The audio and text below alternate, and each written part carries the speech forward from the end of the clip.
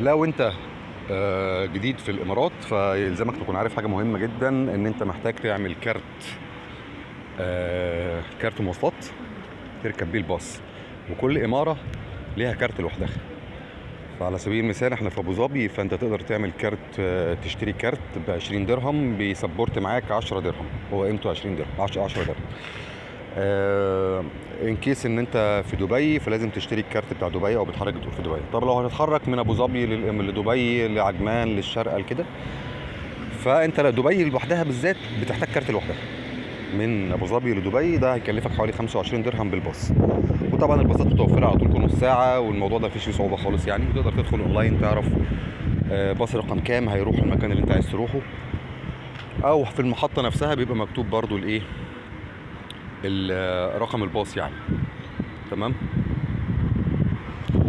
الموضوع ده مهم جدا جدا.